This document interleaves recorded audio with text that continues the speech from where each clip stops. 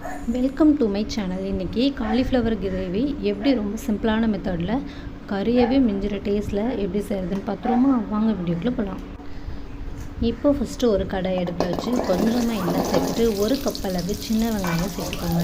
சின்ன வெங்காயம் வந்து நல்லா வதக்கிக்கிட்டு அதுக்கப்புறமா ஒரு 3 தக்காளியை வந்து கட் பண்ணி சேர்த்துக்கோங்க.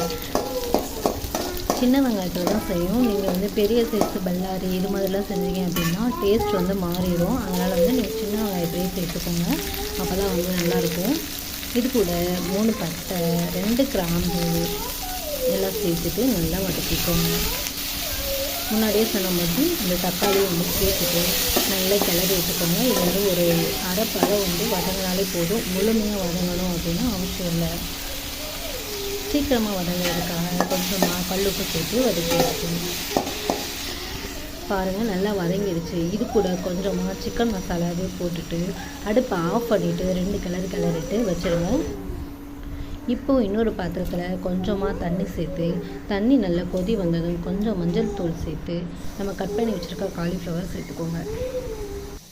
இப்போ நம்ம முன்னாடியே வதக்கி வச்சுருக்க வெங்காயம் தக்காளி கூட கொஞ்சமாக தேங்காய் சேர்த்து அதை நல்லா பேஸ்ட் போல் அரைச்சி எடுத்துக்கலாம். இப்போ திரும்ப ஒரு கடாய் அடுப்பில் வச்சு கொஞ்சமாக எண்ணெய் சேர்த்து எண்ணெய் நல்லா காய்ச்சதும் கடுகு உளுந்து சேர்த்து கொஞ்சமாக சோம்பு போட்டு பொரிஞ்சதுக்கப்புறம் கொஞ்சமாக கருவேப்பிலை சேர்த்துக்கலாம். கருவேப்பிலை நல்லா பொரிஞ்சிருச்சு. இப்போ ஒரு அன்னாச்சி பூ சேர்த்துக்கோங்க. 2 கிராம்பு. ஆல்ரெடி நம்ம வந்து வெங்காயம் தக்காளி வதக்கும் போதே ஒரு பட்டை 4 கிராம்பு எல்லாம் சேர்த்து போட்டு அரைச்சிருப்போம். அதனால் இப்போ 2 கிராம்பு, ஒரு பட்டை, கொஞ்சம் கல்பாசி இலை, ஒரு பிரிஞ்சி இலை இது எல்லாத்தையும் சேர்த்துட்டு ஒரே ஒரு பச்சை மிளகா ஃப்ளேவருக்காக சேர்த்துட்டு நல்லா வதங்கினதுக்கப்புறம் கொஞ்சமாக இஞ்சி பூண்டு பேஸ்ட்டு சேர்த்துக்கோங்க. இந்த ஸ்டேஜில் அடுப்பை வந்து சிம்மில் வச்சுட்டு நல்லா வதக்கிக்கலாம், இல்லைன்னா அடி பிடிச்சிரும். பச்சை வாசனை போனதுக்கப்புறம் நம்ம சுடு தண்ணியில் வேக வச்சுருக்க காலிஃப்ளவர் எல்லாம் சேர்த்துட்டு நல்லா மிக்ஸ் பண்ணிவிடுங்க. காலிஃப்ளவர் வந்து பெருசாக கட் பண்ணி போட்டாலுமே அது வெந்துடும் தான். உங்களுக்கு வந்து இன்னும் சின்னதாக வேணும் அப்படின்னா சின்னதாகவும் கட் பண்ணிக்கலாம். காலிஃப்ளவர் பொறுத்த வரைக்கும் 10 நிமிஷத்துலேயே அது நல்லா பஞ்சு மாதிரி வெந்து வந்துடும். அதனால இந்த குழம்பு செய்கிறதுக்கு வந்து ரொம்ப நேரம்லாம் எடுத்துக்காது. சட்டுப்பட்டுன்னு ரெடி பண்ணிடலாம். இப்போ எல்லா காலிஃப்ளவருமே சேர்த்துட்டு நல்லா ஈவனாக மிக்ஸ் பண்ணி விடுங்க. இது கூட நமக்கு வந்து சிக்கன் ஃப்ளேவரில் வேணும் அப்படின்றதுக்காக சிக்கன் மசாலா சேர்த்துக்கலாம்.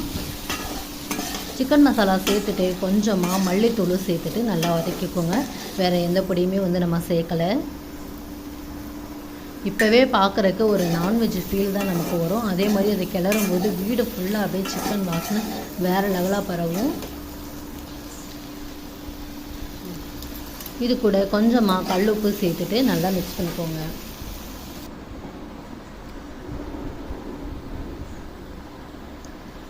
அடுத்து முன்னாடியே அரைச்சி வச்சுருக்கேன் அந்த வெங்காயம் தக்காளி அந்த பேஸ்ட் இருக்கு இல்லையா, அதையும் நம்ம சேர்த்துக்குவோம். சேர்த்துட்டு அந்த ஜாரே கழுவி நமக்கு தேவையான அளவு தண்ணி சேர்த்துக்கலாம். நிறைய தண்ணி சேர்க்க வேண்டாம், ஓரளவாக சேர்த்துக்கோங்க. இந்த கிரேவி வந்து தண்ணி மாதிரி இருந்தால் நல்லா இருக்காது. நல்ல ஒரு திக்னஸ்ஸாக இருக்கணும், அப்போ தான் வந்து நல்லாயிருக்கும். தண்ணி சேர்த்ததுக்கப்புறமா கொஞ்சமாக மஞ்சள் தூள் சேர்த்துட்டு உப்பு காரம் எல்லாமே வந்து டேஸ்ட்டு பார்த்துக்கோங்க. இந்த ஜாரை கழுவி சேர்க்குற தண்ணியே நமக்கு போதுமானதாக தான் இருக்கும். அதுக்கப்புறம் நம்ம இதில் வந்து புளி தண்ணியெல்லாம் சேர்க்க போகிறது கிடையாது. அதனால் நமக்கு வந்து இந்த ஸ்டேஜ்லேயே தண்ணி சேர்த்துக்கோங்க. அடிப்பிடிக்கிற மாதிரி இருக்குது அப்படின்ட்டு நீங்கள் திரும்பலாம் தண்ணி சேர்க்கக்கூடாது. அதனால் முன்னாடியே பார்த்து எல்லாம் கரெக்டாக சேர்த்துக்கோங்க. உப்பு காரம் எல்லாமே செக் பண்ணிவிட்டு மூடி வச்சிங்க அப்படின்னா கரெக்டாக ஒரு 15 நிமிஷத்துலேயே இந்த குழம்பு வந்து சூப்பராக ரெடி ஆயிரும். இன்னும் திக்காக வேணும் அப்படின்னா இன்னும் ஒரு 5 நிமிஷம் வந்து ஹை ஃப்ளேமில் விட்டிங்க அப்படின்னா இன்னும் நல்லா கெட்டியாயிரும். அப்படியே சிக்கன் சுவையிலே வந்து சூப்பராக வந்து காலிஃப்ளவர் வந்து ரெடி பண்ணியாச்சு. நீங்களும் ட்ரை பண்ணி பார்த்துட்டு எப்படி வந்துச்சு அப்படிங்கிறத கமெண்ட் செக்ஷனில்